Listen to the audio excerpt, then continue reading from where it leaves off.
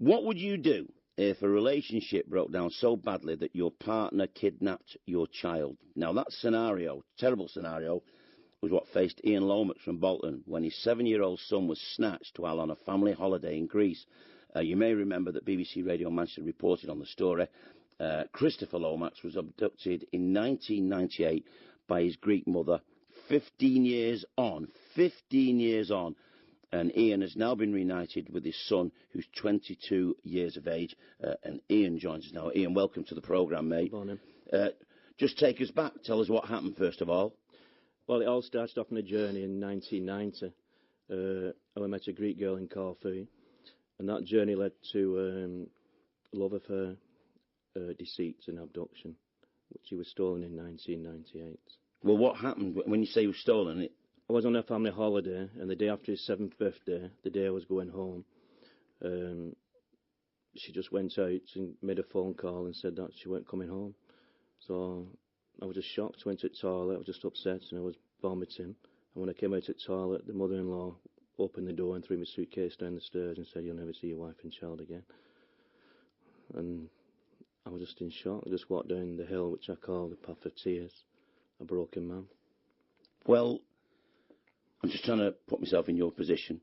Did it not occur to you to grab the lad and take him to the airport, take him back to the UK?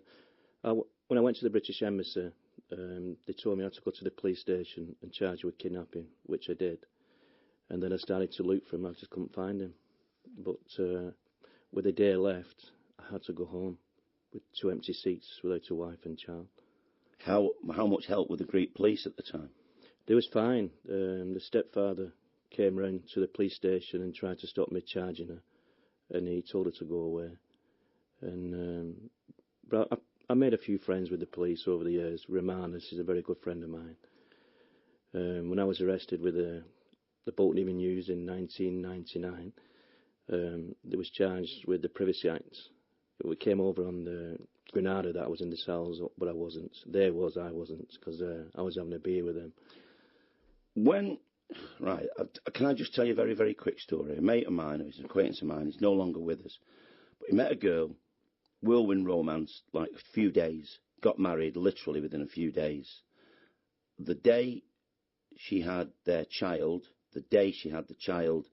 and was able to leave the hospital, she left him. So he went through the courts, and she wouldn't turn up sometimes when he had visiting rights, and then other times the courts would enforce the visiting rights, so that she would say then that he assaulted her or the child or both. Then she wouldn't turn up again. He eventually gave up 3 or 4 years into it, and I mean, he died relatively young, and he looked a broken man at the end of 3 or 4. But he gave up. Why didn't you give up? Because I love my son. I really love my son. I mean, when I came home, I stayed with my mother for 6 weeks. I couldn't go back into my house. And one morning, my suitcase was in the kitchen. He said, "Ian, you must go home and face your fears." So they dropped me off at the house. They didn't come in. And it was like 5 o'clock in the afternoon. I threw my suitcase on the floor and I went straight to bed. And as I went in the bedroom, I could see his teddy bear in my bed and a nightie, and I could smell a perfume. And I slept all night. I was just broken out. In the morning, I came downstairs and I looked at all the pictures on the walls. I just took some aspirin. I wrote a letter to my mother and to my wife, saying I couldn't go through it anymore, and I tried to take the aspirin. Tried to take your own life? I tried to take my own life, and because I was vomiting, that's what saved my life. When you went to the Greek court, so you've got to do all this literally thousands of miles apart, so you've got to travel to Greece, use the Greek courts. What was that system like? I'd never seen a court like that in my life. They put me in a court with criminals. It was like a checkout. You had 2 lawyers and a judge from either side. I was in a queue, and when they saw one a bit of shouting, they used to press a bell, and the next one in the queue. I was just totally shocked, because I just thought, you go into a court, under the Hague Convention, they have to return the child to the country of residence, but the court was corrupt. And how did you manage to resolve it finally? I went to see her after the few courts. She never turned up. She was trying to make it in front of the judge that the child had been in Greece for so long now, accustomed to the Greek law and the Greek culture.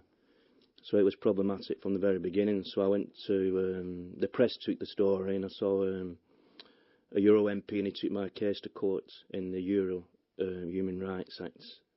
And they forced Greece, well, they couldn't change the verdict from the first one, so I got the access, and I won in court.